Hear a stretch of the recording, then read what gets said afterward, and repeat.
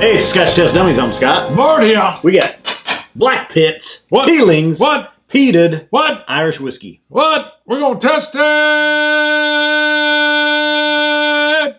We did a peated Irish whiskey once.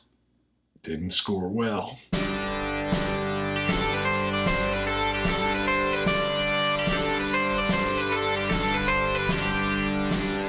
All right, now that's funny because someone had mentioned they didn't think they'd ever seen us score anything below an 85. Yeah. Now, we both know that's not true. What you got? What? You got a little something? Got a little Well, I did, yeah, but I was going to let you finish. Bug flew in your eye? I've got a thought, but I was going to let you finish. Go ahead. That's Tourette's. Now I forget what it was. Yeah, I know you were yelling. No, that's long time ago.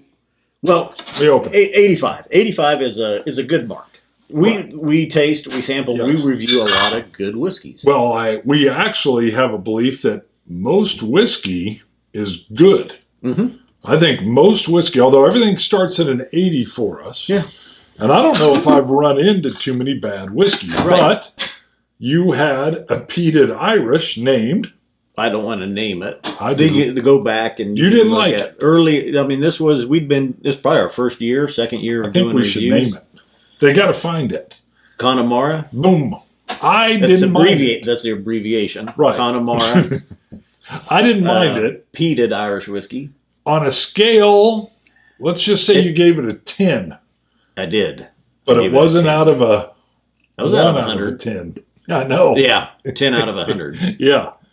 And I was like, what? I did not like You it. didn't like it. It was like burnt plastic. Well, there was a, You there was a described Swedish peated whiskey we had one time too. A little sample. That's right.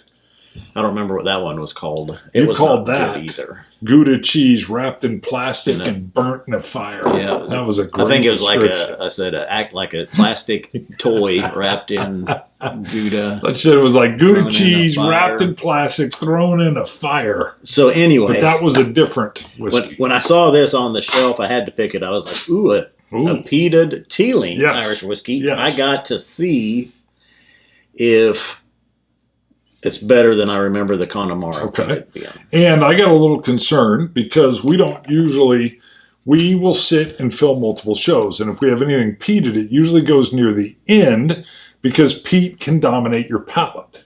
And I told you, and you said, We've got some strong whiskeys. right. though. But you all said, don't worry about it. Yeah. And I was like, okay. I did. You've sampled this. When we got it, cracked it open and tried it.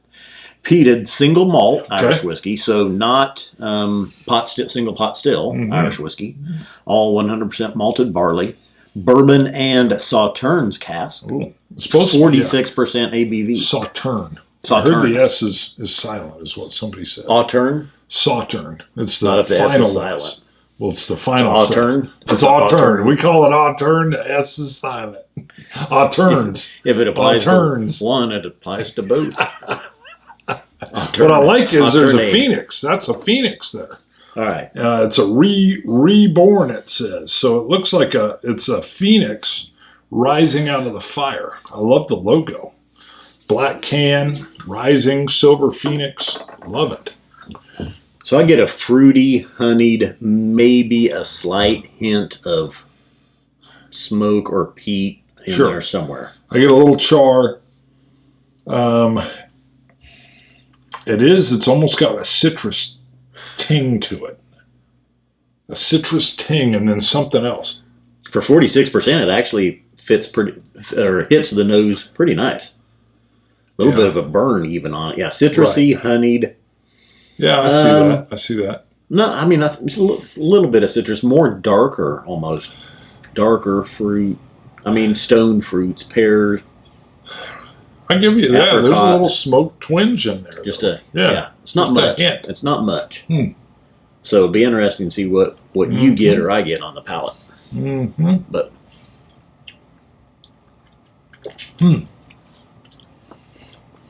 Oh, that is different. Wow. Okay. The smoke shows up stronger in the finish than I thought it was going to. It was almost subdued with a slight Band-Aid on the forefront, but it was real weak, and then there was some other spices going on mid-palate, and then the smoke popped in the finish. Interesting. Rich, sweet, again honeyed up front. Really hits you at just as soon as you get the sip. And nice ABV burn. Actually feels a little bit hotter than 46%. Yeah, I would agree with First sip, I didn't get much smoke at all. There's a little bit of kind of maybe a grass fire on the finish, tail end of it. See, finish, I pick up a little bit more of the smoke. But yeah, it would be more of like a brush fire was what I was thinking. But yeah. But it's that wafting, burnt grass, lingering smoke after the grass fire's gone out, but there's still a little bit of that lingering smoke hovering close to the freshly turned earth. Berries, yes, it's a darker fruit. There's some slight citrusy notes, but it's more darker fruit. Peach, apricot. Well, I'm not getting peach. Pear. I just got these touches of citrus. Thicker. Cinnamon. Let me try water. Malty. It's different though. That's so interesting. You want water? None of the Connemara influence that I remember. But I didn't hate the Connemara. Yeah. That was before you even enjoyed peat whiskey. Well, yeah, that's true. So now we almost need to try it again. I will stipulate. I have tried it. I did sample it. Yeah. Really? I still didn't like it. It was at down in Austin at one of the Bastards balls. I was like, all right, I got to try that one again. I was like, still not good. So I was just within the last 3 or 4 years. This one, I would like to say, where's the peat? Kind of. It's a little bit of the burnt grass at the end. That's got to be it. That is it. What? I was just going to say, don't expect a blast of peat. No, peat heads. And then, well, hold on. I got a little bit of, what was that? Like a toasted peat right there as well. Like a piece of the barrel was hit with a torch and it's smoking in your hand, like you're carrying a torch maybe. It's interesting. It's if you definitely... If you had many Sauterne casks, and it was plural, would you say Sauternes? Yes, because it'd be an apostrophe S. It's like if you had many different types of peoples.